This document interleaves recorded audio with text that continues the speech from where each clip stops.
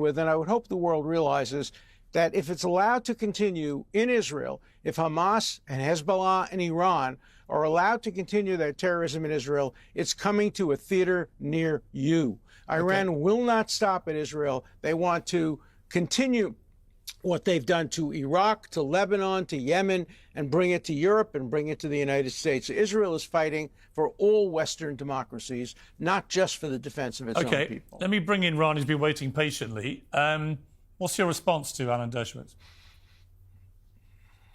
Well, you know, Alan Dershowitz has spent his entire career justifying Israel murdering Arab children. That's when he's not busy defending pedophiles and rapists like Jeffrey Epstein and Harvey Weinstein. So I'm not surprised that he's come on this program personal today attacks to defend now. terrorist attacks. Let me finish, Alan. Let's stay away from the personal attacks and get to the merits. Am I wrong? All right. I'm not ashamed of saying what I just said. It's objectively true.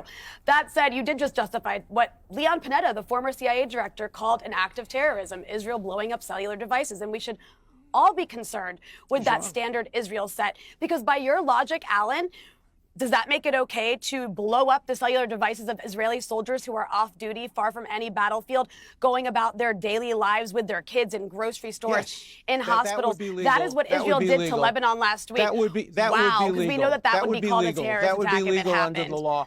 And then, but it would be legal. Let me just say, I am very upset right now. I am very upset right now because Israel has just murdered 300 of my fellow countrymen in Lebanon in an indiscriminate carpet bombing campaign based on lies. I have people calling me, telling me the horrors they're experiencing at this very moment under Israeli bombardment. Just stop firing rockets. Just stop firing rockets and it will end. That's all. Just stop firing at Israeli communities and civilians and it will end. It's all Hezbollah's fault.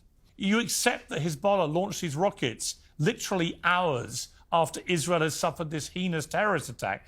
You know, of course they're going to defend themselves. Why wouldn't they? Any country in the world in that situation would defend itself.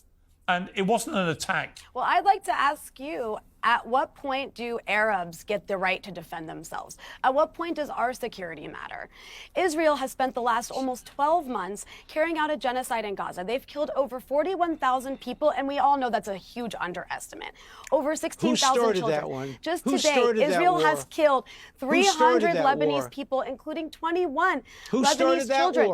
At what point do we get to defend ourselves? And Alan, come on. Israel's been massacring and occupying and terrorizing its neighbors for the past 76 years. Israel needs to stop terrorizing its neighbors, stop being an apartheid settler colony, and maybe its neighbors won't fire at it because its neighbors are defending themselves against an invading and occupying state. I would like just to ask you one thing, Piers, and please answer with honesty. Yeah. If Hezbollah would have spread those devices in Israel to soldiers and hundreds of people would have got blind out of it, how would the world react after it? What would you say about those terrorists, about those monsters who do such things? Why, when Israel is doing, it's always justified. Whatever it does, it's always justified by self-defense